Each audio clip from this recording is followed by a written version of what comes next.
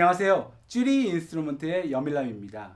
이 영상에서 락킨 앰플리파이어의 기본 동작 원리에 대하여 알아보겠습니다. 락킨 앰플리파이어는 물리학 및 공학 연구실에서 매우 널리 사용되고 있는 일반적인 장비입니다. 넓은 의미에서 이 장비는 주기적인 전기 신호의 진폭과 위상을 측정하는 데 사용됩니다. 그러면 일반적인 측정 상황을 간단하게 살펴보겠습니다. DUT의 깨끗한 주기적인 신호가 인가되고 그 출력은 기준 신호에 대하여 락킨 앰플리파이어에 의해 측정됩니다. 큰 신호는 오실로스코프로도 측정하기가 쉽습니다. 그렇지만 신호가 매우 작아서 노이즈에 묻혀 있다면 문제가 됩니다. 이와 같은 신호 분석을 가능하게 하는 것이 바로 시간과 주파수 영역 분석 기술을 결합한 락킨 앰플리파이어입니다. 그럼 어떻게 동작하는지 살펴보겠습니다. 락킨 앰플리파이어는 노이즈와 함께 들어오는 입력 신호와 기준 신호를 받아서 이들을 주파수 믹스로 전달합니다. 이 신호 믹싱 과정은 두 개의 신호를 곱하는 것과 같고 주파수 도메인에서 더 잘 이해하기 쉽습니다. 입력 신호와 기준 신호가 각각 fs 그리고 fr이라는 주파수의 정연파라면 이 연산의 결과는 두 주파수의 합과 차에 해당하는 두 개의 주파수 성분으로 나타납니다. 대부분의 락킨 앰플리파이어 응용 분야에서 입력 신호의 주파수와 기준 신호의 주파수는 같고 이를 F라고 한다면 우리는 결국 0Hz, 즉 DC 성분, 그리고 F의 2배, 즉 EF의 성분을 얻게 됩니다. 믹싱 과정을 거친 후 락킨 앰플리파이어는 EF 성분을 제외하고 DC 성분만을 분리해내기 위해 조절 가능한 로패스 필터를 이용합니다. 로패스 필터의 주요 사양은 대역폭 및 필터 오더입니다. 필터 대역폭 또는 마이너스 3dB 포인트는 신호 전력이 반으로 감쇄되는 컷오프 주파수입니다. 이것은 타임 컨스턴트와 반비례합니다. 필터 대역폭을 설정하는 것은 트레이드 오프가 있습니다. 즉 너무 넓게 설정하면 EF 성분이 출력 신호에 포함되게 되어 측정 에러를 발생시킵니다. 그리고 대역폭이 너무 넓으면 노이즈도 많아서 SNR을 감소시키게 됩니다. 반면 필터 대역폭을 너무 좁게 선택하면 시간 분해능이 제한되고 측정 속도가 느려지게 됩니다. 필터의 모양은 필터의 오더수를 선택함으로써 조절할 수 있습니다.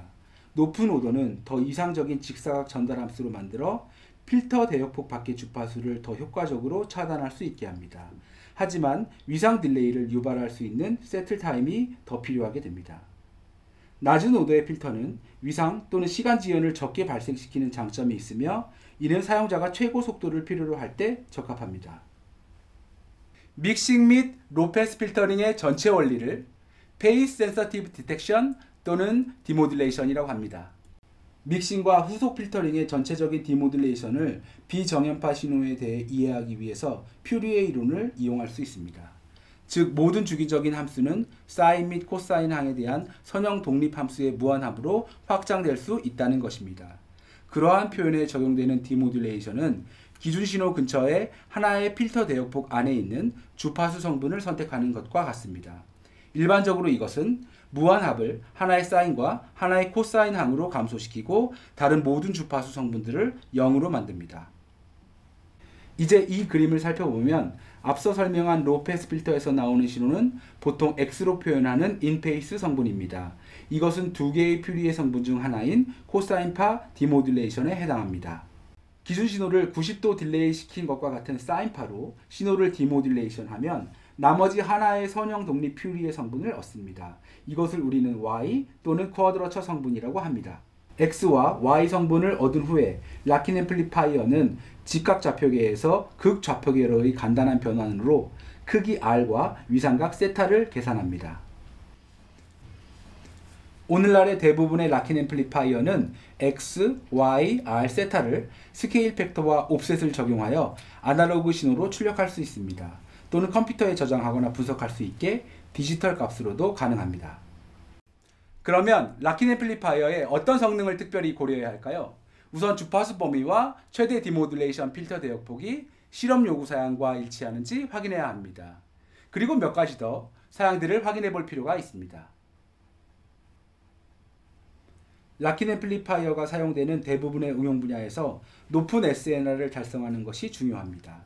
그러므로 입력 노이즈라고 불리우는 락킨 앰플리파이어 자체의 노이즈가 각기 다른 입력 범위에서 그리고 전체 주파수 범위에서 가능한 한 작아야 합니다.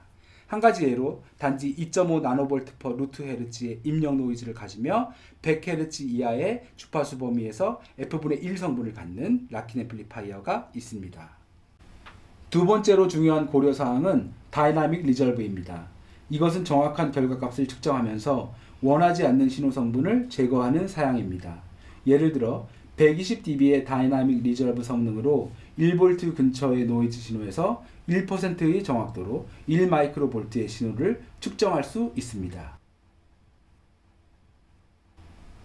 마지막으로 특히 최신 디지털 하드웨어와 최첨단 소프트웨어는 입력 및 출력 신호를 다양한 시간 및 주파수 도메인에서 분석할 수 있게 해주어 측정 수준의 향상에 큰 도움이 될 수 있습니다. 또한 랩뷰, 매틀랩, 파이썬, C와 같은 프로그래밍 언어들과 함께 추가적인 기능이 더해질 수 있습니다. 이 영상이 락킨 앰플리파이어 기본 원리에 대한 이해를 돕고 또 실험 장치로 사용하기 위한 영감을 드렸기를 바랍니다. 더 자세한 내용은 저희의 백서를 참고해 주시고 응용 분야에 대한 상담이 필요하시면 연락 주십시오. 시청해 주셔서 감사합니다.